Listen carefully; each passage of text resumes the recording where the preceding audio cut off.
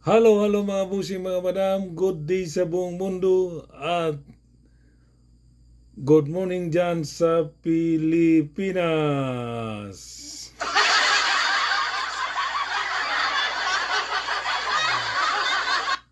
Okay, shout out sa buong mundo at shout out dyan sa Luzon, Visayas, Mindanao, Philippines. Okay, kumusta po kayo mga busing mga madam? Okay, kumusta po kayo dyan sa Pilipinas? Sana po ay nasa mabuti kayong kalagayan at magandang, maganda ang inyong mga kalusugan dyan sa Pilipinas.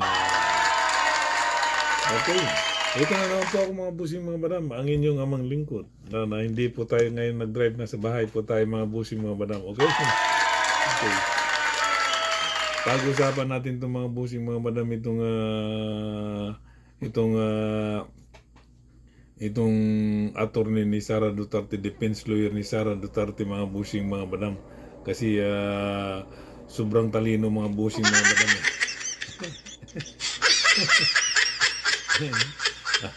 Sobrang talino eh.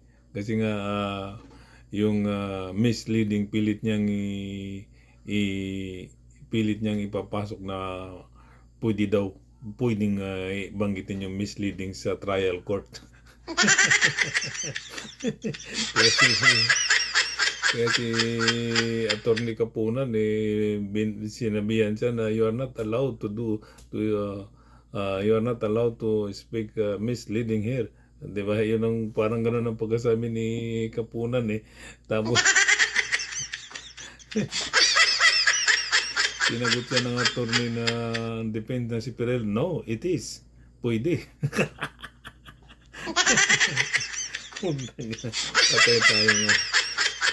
Patay tayo ng attorney ito. Saan ba ito pinulot ni Sara? Siguro mura lang itong bayad ni Sara eh. Pasalamat siya na wala doon si Sara dahil kung nandoon si Sara, sigurado akong babatuin ito ng laptop eh. Mga busing. Pilit niyang, di ba? Kasi alam ko yung mga misleading, yung mga bawal, yung malimbawa, bastos, hindi wala sa topic, hindi dapat pwedeng isasama doon. Yun ang alam ko sa misleading eh. Wala talaga sa gulong mga busing.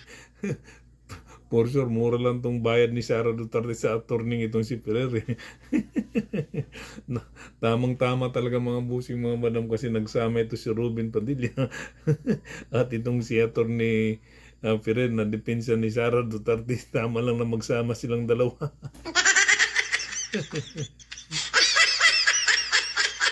Talaga.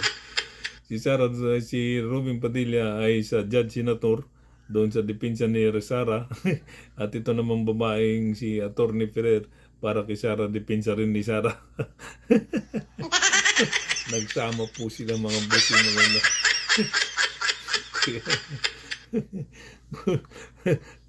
na gagalit na si Attorney Kapunan mga busing mga dahil wala na sa hulog yung attorney na yun eh.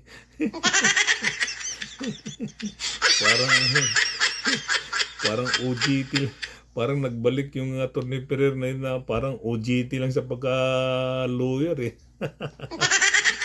Di ba mga busing mga madam? Wala talaga sa ulo. Tama lang, nagsama sila ni Robin Padilla. Si Robin naman ay isang judge senator, pero kay Sara pa rin siya kumakampi. Wala talaga. Patay. Okay. Okay mga busing mga madam, hanggang dito na lang po. Madalian lang po itong aking kaya nagpapatawa lang po ako kasi natatawa ako dito sa defense lawyer ni Sara eh. Dahil pasalamat siya, wala doon si Sara. Pag nandun si Sara, sigurado akong binato ito ng laptop. Okay. Okay. Hanggang dito na lang po. Maraming salamat po sa inyo mga busim. Once again, maraming salamat sa mga pinanlag akong mga followers. Sa mga hindi pa po nag-follow sa aking FB, please follow, like, and share.